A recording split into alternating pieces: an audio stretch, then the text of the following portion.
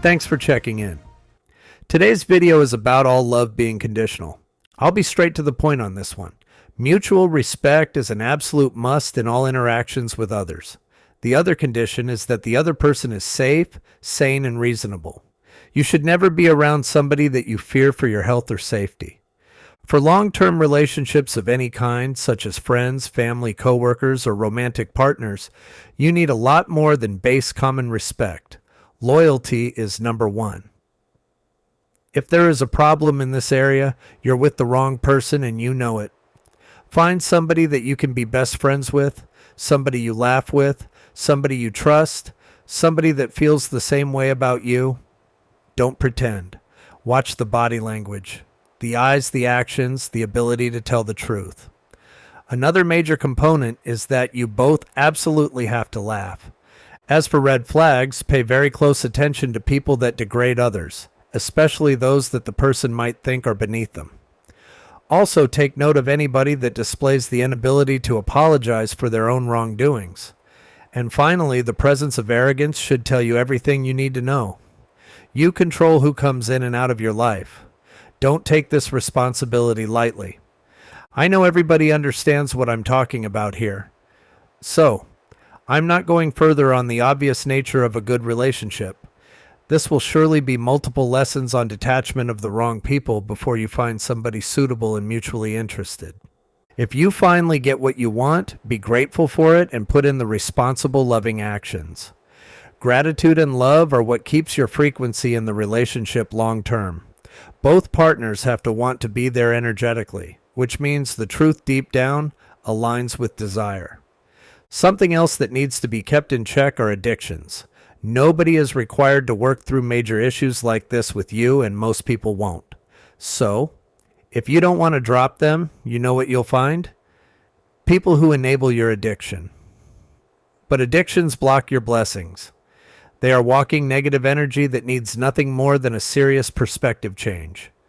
Addictions can destroy everything in your life. Make sure you aren't adding friends and significant others that share the same addictions, as you are required to defeat them, especially if you have children. If you don't defeat your addictions, they most definitely can get passed down to your children like an energetic disease. Like an alcoholic father drinking with his alcoholic son. In doing so, the son is now accepting responsibility for breaking the generational curse. It continues passing through the family until somebody stands up to it and defeats it. Nobody needs to love your addictions, and they are not required nor recommended to stay. You are required to be responsible for yourself. Your addictions, your problems, you are the solution. Get the job done or take the chances of losing people who are out of alignment with your low-end condition-based vibe. In other words, it's difficult for those not in addiction to be around those they love that are. It's not matching energy. Open your world to the most options by becoming healthy, responsible adults. That's the only thing that defeats addictions. One simple hardline perspective change is the only key to the problem. Remember that spirituality and how to live life is supposed to be simple and based in common sense. The divine is fair and balanced. Keeping the people in darkness cannot occur indefinitely. When broken into simplistic form, all questions have logical answers. The next major concern about love, let's say in a romantic sense, does have to do with physical appearance. Your looks do matter, and they should simply align you with your similar match. When selecting a compatible match, you absolutely have to be about finding love. Nothing else aligns in divine purpose. The only other options are either short-term fun and partying, transactional sex for money relations, or karmic partners. Karmic partners means that we attract a partner into our lives for a specific lesson. These lessons are designed to end badly because karmic connections are not meant to last your entire lifetime. These karmic contracts are set up prior to our earthbound incarnations. We generally agree to meet for mathematical opposition training designed to break our hearts until we have no choice but to choose detachment. The person that is overbearing and heartbreaking will generally break their own heart through controlling others.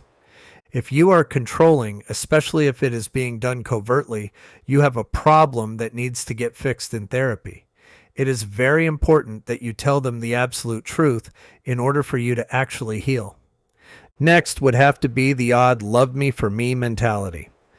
I'm specifically referring to people with poor dating histories and repeated demonstrated toxicity. Love is definitely condition-based.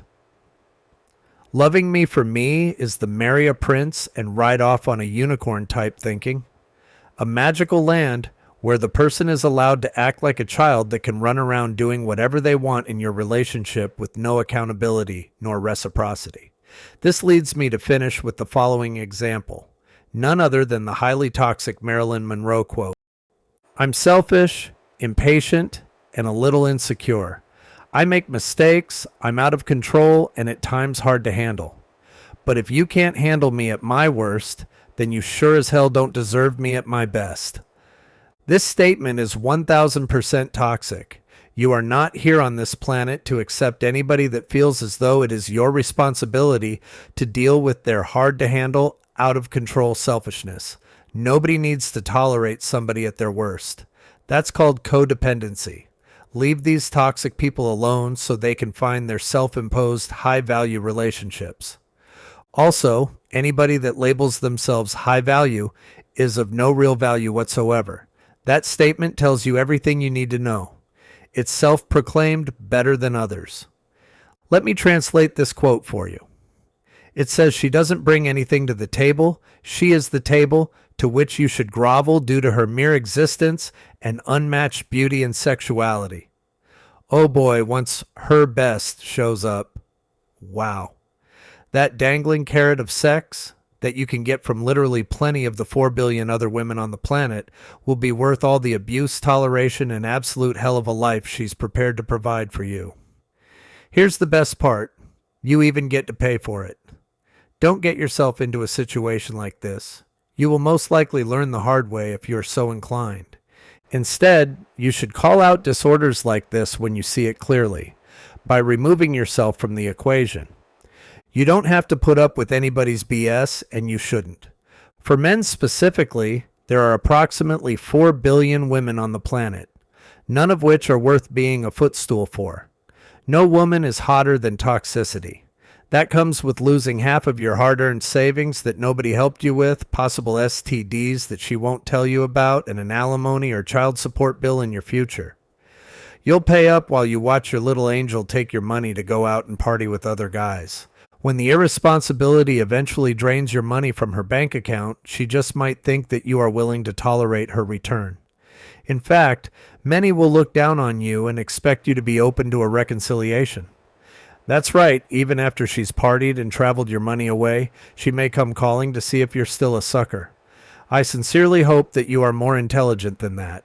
Are you prepared to allow her to come back to avoid an actual job? Somehow she'll supposedly see the error of her ways and is now prepared to show you her best again? This is called love bombing, and it is short-lived because it's a completely fabricated lie. She might even cry at the thought of an alarm clock going off in the morning. It might be a good idea to see if there are any actual tears in this case. Even if there are, she is self-serving and nothing more.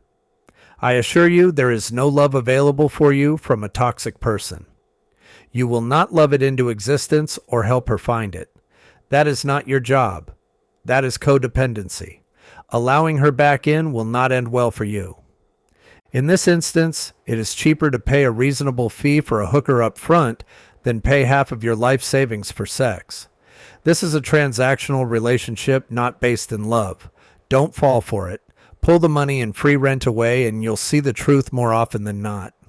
She is not your responsibility. Don't repeat this type of cycle. In fact, never marry without a prenup if you have a savings.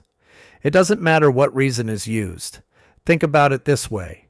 If the other person is literally hitting the lottery by marrying you, then yes, they very well could have ulterior motives. Prenups make sure your savings account is safe. There's nothing wrong with that. If they leave, you know why they were there in the first place. Also, get paternity tests for any children you are bound to. Many men have paid and even done jail time for missed child support on children that aren't even theirs. We are all responsible for ourselves. Being fair also includes you, and you are the one that has to make sure you are accounted for in all directions relationally. In the end of this fairy tale, what a blessing her best will be when it finally shows up. Definitely worth the life-destroying chaos. It's such a hallmark, heartwarming story. Look at this icon's dating history. Is her best worth being involved in that mess? Absolutely not. Party with her? Sure, why not, but use protection. Take her seriously? Absolutely not. You are the security, guardian, judge, and jury over your own life. People will take what's not nailed down. True, you won't know who will do what. However, you are not required to sign your life savings over to anybody. Love is the reason for marriage. Don't get manipulated into ruining your own life. If you are willing to live like this, wake up and retrieve your manhood from the purses they currently reside in. Come on. You don't deserve any of that, and you shouldn't deal with it. Marriages and love are not about transactions. Love is all about love. What's the point of getting into a relationship without the love, especially marriage or a family with children? Love is the base of a family. Anything other than love results in toxicity, and toxicity leads to misery. Also, why waste your time on a relationship with no love and limit your options? Choose peace and make a decision that fits with you in the vibrational peace frequency. If it disrupts your peace, no way. That's gotta go. To end, respect is irreplaceable and non-negotiable. If respect is not permanently present, you're in the wrong circle. Respect is an immovable definite that absolutely must be present in all interactions with people, on both ends. Real respect comes without manipulation, intimidation, or guilt fishing. Real honest respect without the bullshit is the answer when it comes to love. Honor your agreed to commitments. If it's something new that is a possible violation of the relationship, be responsible and communicate prior to doing something stupid. Wake up to simple common sense spirituality. If you enjoyed this video, please check out my book and my website. The book is called Truth, the Frequency of the Divine. And my website is guardianspiritualadvisor.com. And if you want to help out, I have the donation tab available as well. I'd like to thank everybody for checking it out.